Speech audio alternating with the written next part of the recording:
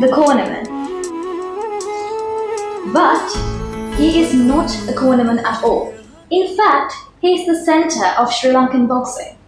Today, Sportsnet is here with a person who's a sports administrator, a state administrator, the president of Sri Lankan boxing, an executive member of World Boxing, and honorary consul of Georgia. Please welcome Mr. Dian Gomes. So, you're a wealthy man, in fact, very wealthy. This is what people usually see you as. So, and also besides the fact that you're wealthy, they also see you as a person who harbors this mad love for boxing. In most of the games, you're the one who insert and take off the gum seal of the boxer. So, what do you expect from doing that? For a boxer to win, he has to fight internationally about 5 fights. 5 fights from 5 different countries. And it's a very difficult task. Me being a boxer in my school days and the former Sri Lanka junior flyweight champion, I understand what it takes to win and the mental resilience the boxer needs at the corner. So when I take the gum shield out and washes the spade, stops the blood and wipes the boy, I have 30 seconds out of that minute to tell him why he is fighting or why he needs to win the fight. I have to be in the boxer's mind. I have to be very matured. I need to understand the boxer. I need to understand boxing to play that role. I play the boxer's father's role, not the president of Sri Lanka boxing, not the coach, not anything else. The role is, if I'm taking a boy to the fight or a girl to the fight, I play the father's role. Just imagine when you're fighting or you're attacking somebody, right? If your father, who is a strong man, behind you, you feel much more confident. So that in a simple way, I would say the corner man in the situation for 20 years as Sri Lanka's corner man, I have played more the father's role of the athlete. Just to tell him why he needs to win, inspire him. And the 30 seconds that what I tell is so important because you are so tired and that you're fighting somebody, your morale is sometimes down, sometimes very high. So you need to kind of pump it up. So I am the person who is doing for the boy. And why, you'd ask me again, why am I doing it? Because I feel without that critical support for the man, we could never kind of achieve our Olympic gold medal. Now, I have no vested interest. I have no vested in anything else. But the sole purpose is to win a medal for Sri Lanka, which is considered Olympic dream, an impossible dream. But I think Sri Lankans are geared for that. So the small contribution that I could do, I think will go a long way. And that is why you're named as the godfather of the boxing, of Sri Lankan boxing. Maybe people call me that because I have been involved in the sport for 20 years and I have kind of run it more like a private company, making key performance indicators for the boxing, where only the athletes have been funded, no officials. Officials will have to always pay for their tickets and their accommodation unless it's Commonwealth Games or Olympic Games. So I have managed to get the funding, sponsorships, and sometimes I put in some money and from friends. So therefore, it is the organizational ability which has got me this name called the Godfather, because I kind of take care of boxing. So it also denotes when you say Godfather, it can denote a lot of meanings. They can portray me as a tough man and more like a autocratic guy. Sometimes I play all these roles as well. Because it is very difficult to do sports in this country, one without a godfather, because this is the only time after 20 years the minister and the ministry has taken a very keen initiative to promote boxing and funding boxing. Other than that, it was always private funding. So without a godfather, boxing or any other sport will not have a dog's chance. You need to have people who will support it. The second thing is when you come in and people put a name like that, you need to live up to the expectations as well. You need to do the right thing most of the time. I don't think I'm perfect as well, but most of the time I have been doing the right thing in the best interest of boxing. Okay, that's a very motivational role to play. Yes. So, talking about your appearance, we usually see you with a cap, like the revolutionist Che Guevara. Yes. So, what is the reason behind the clothing you do? Because is it because of the love you have for the revolutionists, or is just merely a fashion statement? I would say both. But actually, when I was, Che Guevara was always a hero in my younger days. The time I was much younger, the three idols were Che, Mandela, then Muhammad Ali. So they were like my heroes. But of course, the cap has nothing to do with Che. The cap was worn initially because my hair was thinning, I was going bald.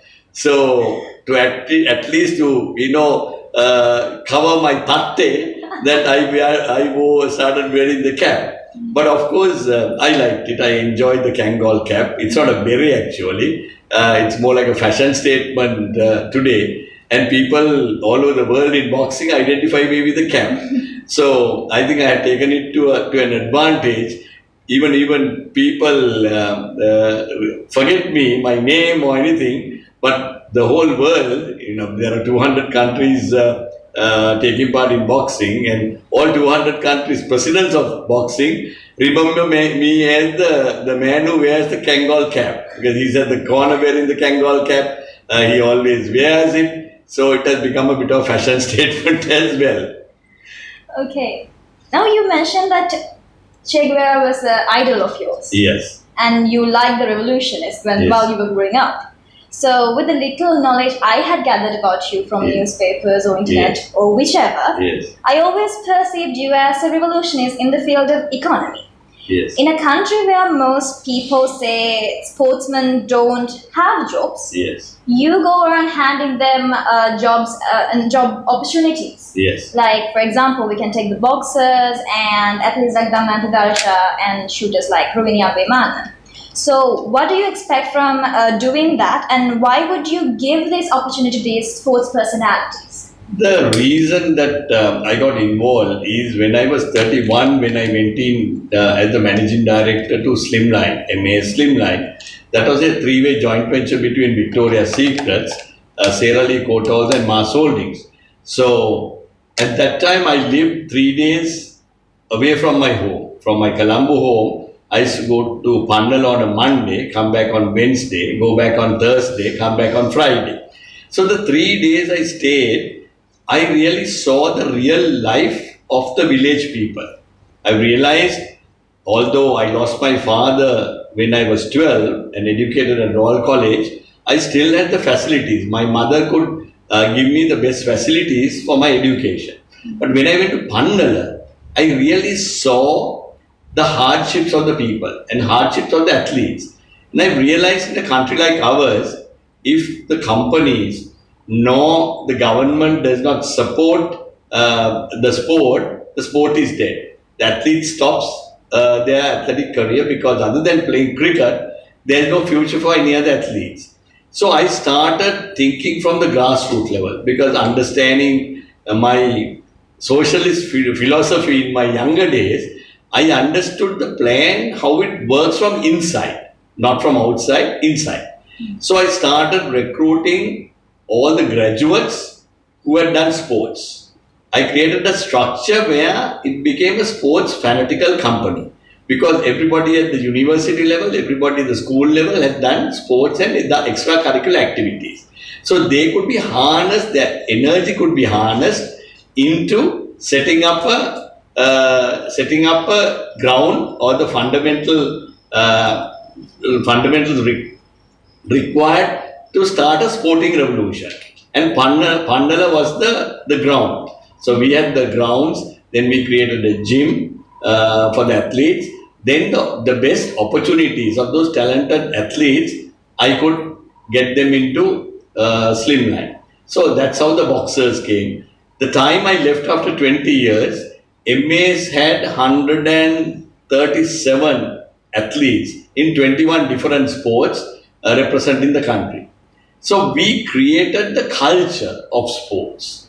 So that I realized people like Anuruddha Ratnayaka or Harsha Kumara could only pursue a career either in the forces or in the police force.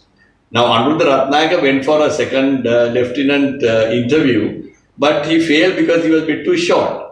So then he ended up having with me at slimline. So most of the boxers and athletes ended up mostly by default. But what I also did, I realized after their sporting career that they has to do a corporate job, and otherwise they will get dropped off. So I got them to study. Got them to study English. I got them to study processes like lean manufacturing. I got them to go into university in the Open University. So today people like Anuruddha Ratnayaka, Anusha Kodituako, Damayanti Darsha, they have all got their diplomas and degrees, and they are holding fairly middle management jobs.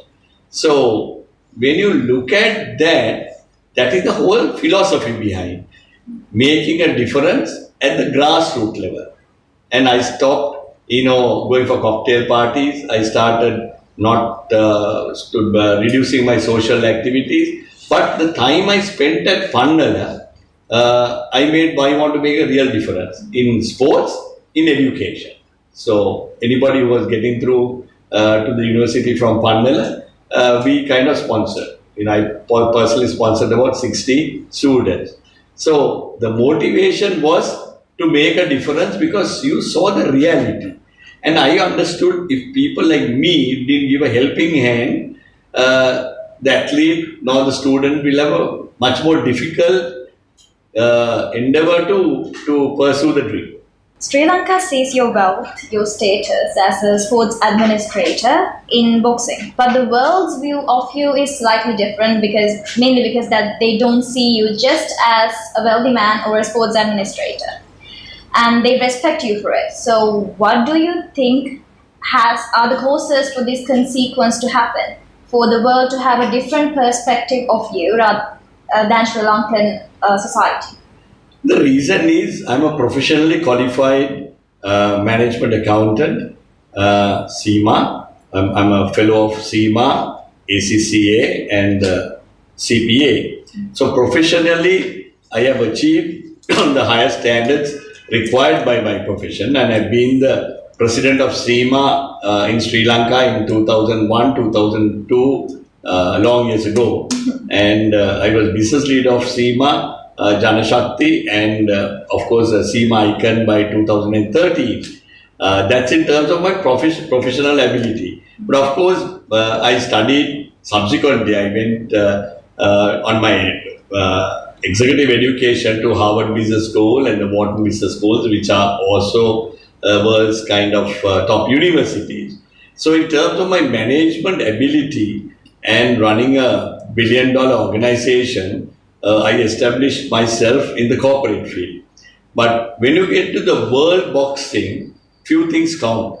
One is the integrity to a great extent, that you are very neutral, that you cannot be swayed by different motivations. So people expected me, a professional coming from this kind of a background, and of course educated, and holding a very senior job in a multinational organization, could fit into any of the commissions. So I served in the financial committee, commission, the marketing commission, and eventually the women's commission. And I was the only man out of 20 women from other parts of the world to be in the women's commission. Now the reason for that, for being selected, is because I took a great role in empowering women in this country, to changing the juki kella into a team member concept. So all these concepts are very well known, in our society. But I was invited to speak at Oxford University on women's empowerment at Green Templeton College. So the international community also knew my work on the women's empowerment. So they put me to the Women's Commission. So getting on an international level, plus then we went and set up factories in Kenya and Ethiopia, and did some work around the world other than Sri Lanka. So even I was recognized for the leadership award for the African continent. Now I used to tell them, look, I am not from the African continent, but they felt I deserve it, that I had done a lot of work internationally. So, because of that recognition, only I have been appointed to the executive committee of the Asian Boxing, the first Sri Lankan to do so, to the world body AIBA, the first Sri Lankan to do so, and the first Sri Lankan to be in the advisory board of the Commonwealth Secretariat. So, all these recognition came, one, because of integrity, second thing is the ability, the third thing, your professional qualifications backing you up. Because if you are not a finance guy, you can't, be in the finance commission. You don't understand finance. If you don't, now I'm the deputy chair of the World Marketing Commission. Now that's a huge job. I think it's beyond my capacity. But they feel out of all the 200 countries represented in boxing, that I have the strategic view how to run the world body and how to market the world body, how to brand the world body. And you have to manage huge sponsorship programs. And then you need to have integrity to manage those programs. Because, sport is always corrupt. So you need to understand there are honest people and there are dishonest people and there are people with vested interest. So that is the reason that I've been globally kind of rewarded by various positions. Many positions have come and some I have not accepted, but at least I know that I have been recognized and appreciated by the world body. In all honesty, I honestly believe that you deserve all the kind of positions you have taken so far, because you have done a lot for the world and for the boxing in Sri Lanka. And moving on, after you came into boxing administration of Sri Lanka, it has received international wins and gone to Olympics and won medals and created a new generation of brilliant sports personalities. But when most of the people hear the term Sri Lankan boxing, the first image that pops into their mind is of you, the Dian Gomes. So what do you think of this speculation? When you think of Dian Gomes wears many caps. One time people used to remember me for the work I was doing to the communities in different parts of the world and different parts of Sri Lanka. So more in the apparel trade. I was like the face of mass holdings for one time, because I was getting involved in a lot of things. So it was a different corporate cap. Then when I went into the professional bodies, they remembered me as a SEMA icon. Professions, face which is known to the younger people. So that was a different cap. When it came to boxing, boxing is because it's all over the island. People remember there's more people looking at the papers and the TV, and they always see me, with the boxers. So obviously, they remember me because, say for example, Sri Lanka has they forget people very fast. They forget athletes very fast. So obviously, no athlete can box for 20 years. But the guys who started initially, Harsha Kumaras, who won the medals for the country, Anuruddha Ratnayakas, then there are Anusha Kodituakkus, Nilmini Jaisingers, over a period of time they fade away and they are only memories. But Dian Gomes has been there for 20 years, because since it's a difficult job and there's no money to be made from boxing, nobody wants to do the job. So obviously, I have taken sometimes, I have not been the president also for a certain period of time in my career, in 2010 to 2014 or something like that. But still, I was involved in boxing because I supported them. So people remember me. So if you ask somebody in Jaffna or in Hambantota, they will remember Dian Gomes' personality as a boxing personality. The second thing is, how I really see it is when I come from the airport, coming back sometimes on a business trip or on a holiday, the question that the immigration officer asks me, he would always recognize me, and when he looks at my passport, and he'll never ask anything other than mostly boxing. He will ask, Mr. Gomes, can we get our next medal through? So I know the customs officer who is at the airport or the immigration officer, his first reaction is, can we get the next medal through? Which kind of inspires me. When I go deep down south or to the north, people ask me, Dian, can we get the next medal? So people in the country are at the ground level are the people who appreciate my personality and what I'm doing. So you yourself mentioned just now when you came into boxing, the main problem was monetary funds. Yes. But you fixed it somehow. So, but it was not the only problem the sports has faced so far. And there's this notion in the society that when you do a certain sport, you lack in terms of your educational level. Yes. But it's a false assumption most of the time. So you are a school sportsman and is really well educated, and you have gone to higher places in the world, and you have secured a name for yourself in the world international society. So, and you had used this knowledge you had gained and exchanged that with international nations to uplift the movement of boxing in Sri Lanka. So, according to you, what is the relationship between sports and education, and how do you see it, and how can it improve a person's personality? I think education is a must, because if you can be a brilliant athlete, but does not mean that you are a brilliant administrator or a brilliant coach. That is a false notion that people have. You need to do sports. You need to understand, say for example, to be the president of Sri Lanka boxing, you need to fight at a certain level, at the schools level, the junior national or a national level. You need to have some grounding. So you understand the sport. I can't be the expert on a sport which I'm not very conversant. It's much more difficult. But also at the same time, when you become an administrator, you need to structure the federation or the association to structure it. You need to have the knowledge of that.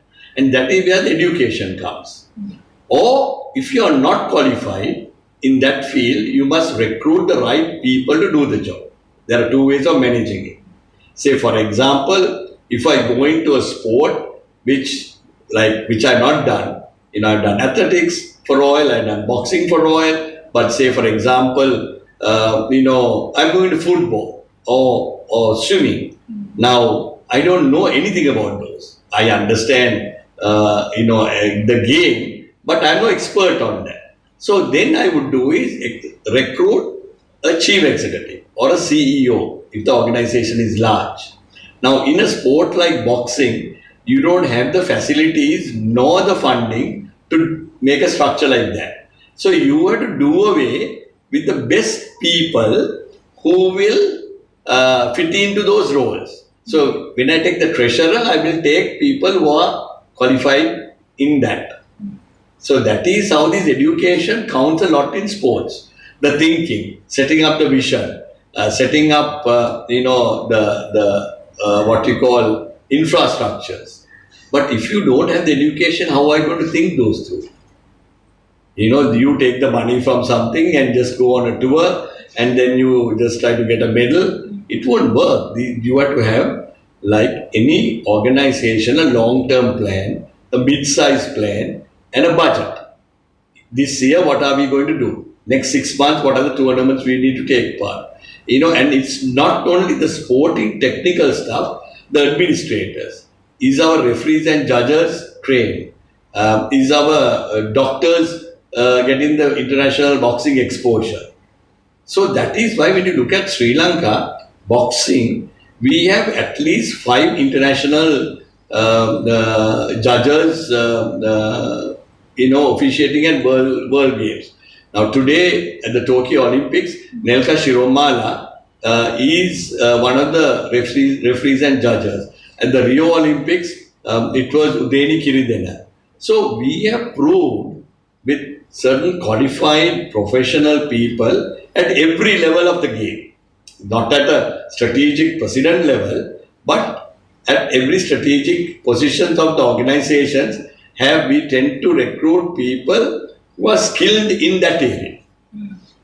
So, according to you, to be a good athlete, you need to have some sort of educational basis on you. Not to be a good athlete, to be an administrator. For an athlete to succeed, the competencies are very different. I would say it's a determination, it is a mental resilience, then the technical ability, your biometrics, all those things count to be an international athlete. But if you are at the same time, if you are educated as well, then you stand above, you cut above the rest. Say good example is Kumar Sangakkara. He can bat, bowl and field. He's got the leadership qualities and he's very fluent in 2 languages. And today he's the only Sri Lankan to be appointed to the prestigious president of the MCC.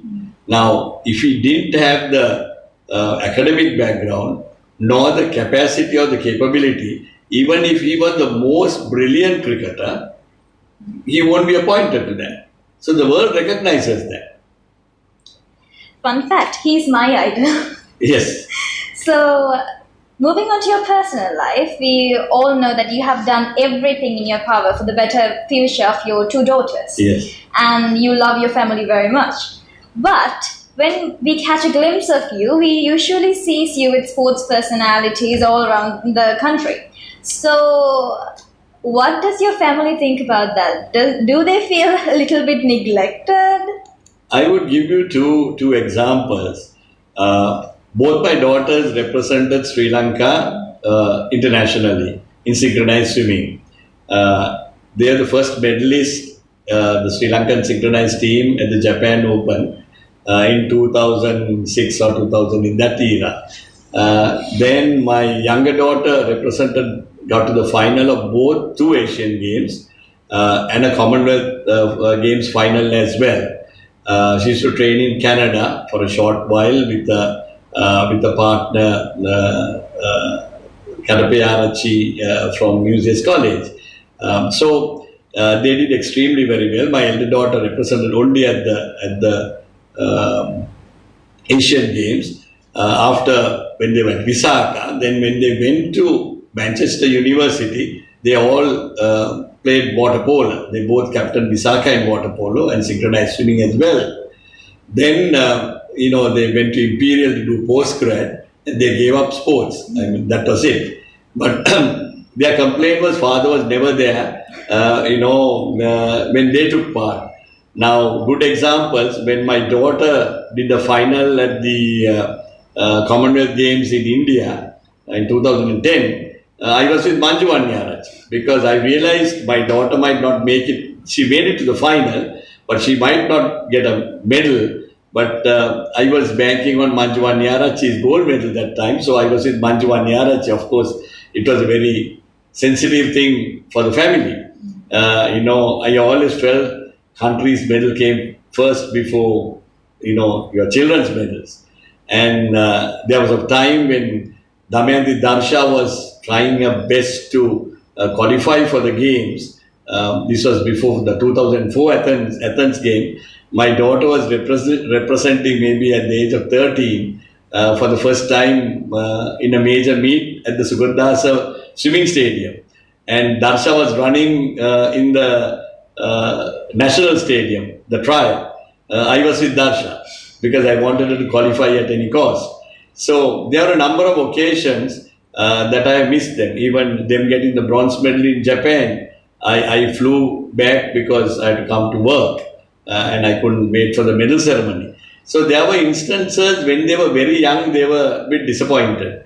I never went to see a single trial because I was a boxing official. I didn't want people to feel, that although they were team games, that there was any undue influence. So I never went for any trials. They did all them by themselves. But when they grew up, when they heard the stories, when athletes come and tell them, I'm sure that they understood that there was a priority and there was a what we call a greater need of me being at the corner rather than with them. There was only one instance that I flew to Japan to China for the Olympic trial for 2008 for my younger daughter, and they were trying to get a place for the Olympic Games.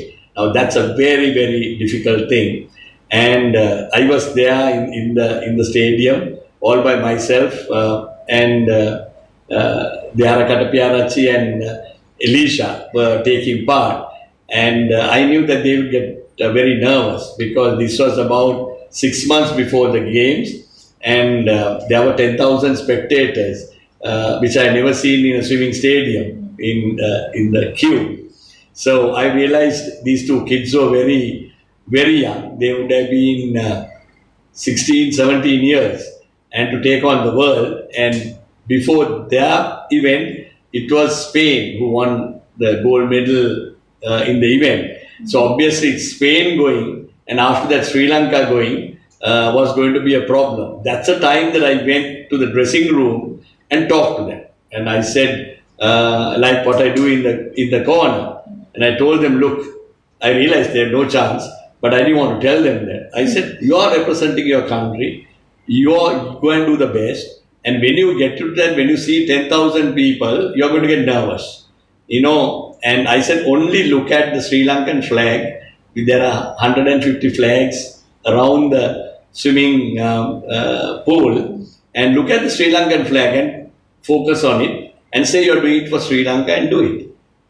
They were one before the last. There were 36 countries taking part for the trial, and they came 34th or something. But they were the youngest, so they got virtually a standing ovation from the crowd. So they would always complain, and even now, if I were to restart again, I don't think my wife would have the patience of me, going all over the world with the boxing team. So thank God I managed to deliver on my promises in financial performances and mass holdings. So they allowed me the little bit of freeway to go all over the world. But there was tremendous support from the family as well for that support, for me to continue with all this. So it was actually a needed sacrifice in your part to make in order for the betterment of Sri Lankan boxing. Yes. Yes. So as you mentioned, your daughters took part. Daughters Elisha and Shahidi, right? Yes. So they took part in international rounds, and they have kind of made Sri Lanka proud by themselves.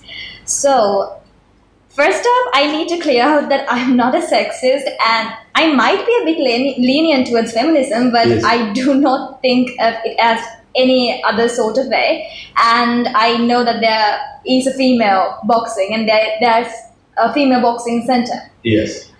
But in Sri Lanka, it's usually, sexism is a really great cause in Sri Lanka, and there are not as half as female boxers as male boxers in Sri Lanka. So what would you have done if you had two sons instead of two daughters? Would they take part in boxing? I can't answer that question, for the reason is, say for example, my daughters did water polo and synchronized swimming. Now water polo is as bad as boxing because you hit and do all kinds of things. But if I were to tell them what is the kind of sport that I would like them to concentrate, I would have said, to play tennis or do swimming or maybe do rowing, right? So that in my mind. So, I would have never thought to encourage them to do synchronized swimming, but they loved it. They were more used to water games. So that was their natural talent. If I had sons, I asked myself, would they box? I don't know. It all depends on your DNA and your personality. If they are highly creative guys, do you think they would have taken boxing? No. They might do some drama or something like that. Or they would tend to play cricket or maybe play rugby for Royal or something like that. More the glamour sports. I don't know. Selecting a sport is an individual desire, and I've realized understanding boxing worldwide, especially professional boxing is a more underprivileged man's sport.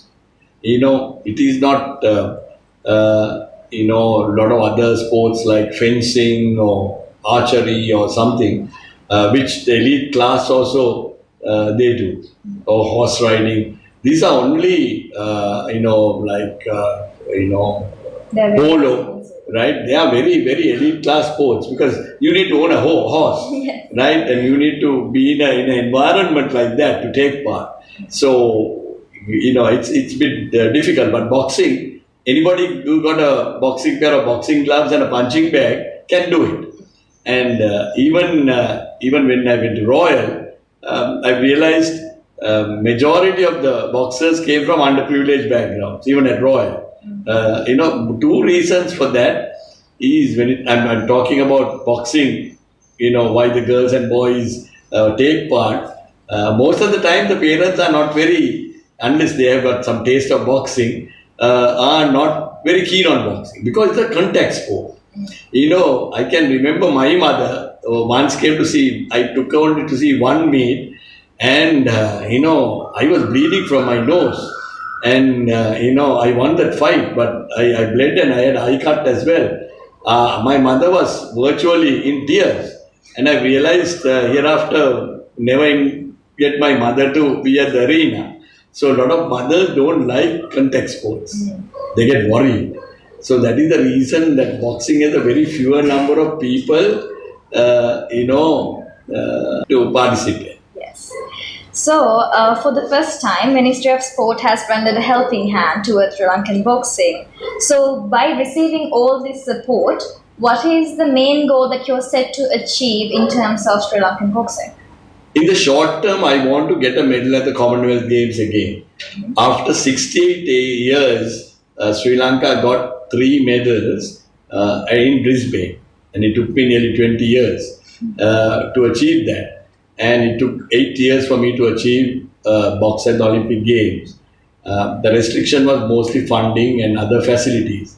The minister is creating the fundamental understanding what it needs to win a medal. He has got 5 sports, I think 5 or 6 sports in tier 1, which he thinks that we can win medals at Commonwealth Games and the Asian Games. That's number 1. Number 2, he's going to provide facilities for the national team to train, which we never had earlier. And he's giving the funding for a Cuban coach and etc. and for the athletes. And then there's a special payment for high performance athletes, which we have 6 athletes. So he's creating the environment right for us to perform.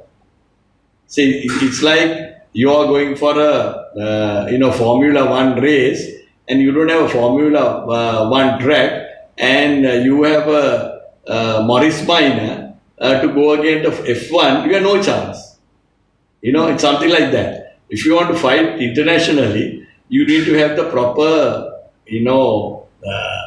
environment, training, and the international exposure to fight. So he's creating that. So, in terms of future, it looks better for Sri Lankan boxing. I think with the government support, I am sure that we'll be able to do it. But it's a focus, and to bring people together is a task which I've always been struggling. Both the administrators, the boxers, the coaches, because their prime motive might not be the medal. Their prime motive, I'm repeating again, will be some other things, maybe personal stuff, maybe financial rewards, maybe a trip abroad. So you need to manage all those things in the most sensible, sensitive, and what is right for boxing, which makes me very unpopular as well. Okay, so I think Sri Lankan boxing is very lucky to have you as their president. And with that, we have come to the end of this meeting. And we really appreciate your tiresome work that you do in order for the upliftment of Sri Lankan boxing. And as sportsness, we are very grateful that you had sacrificed some time for us in your busy schedule to talk about Sri Lankan boxing and in terms of the upliftment of Sri Lankan boxing. So thank you for joining with us. And this is for it. Thank you.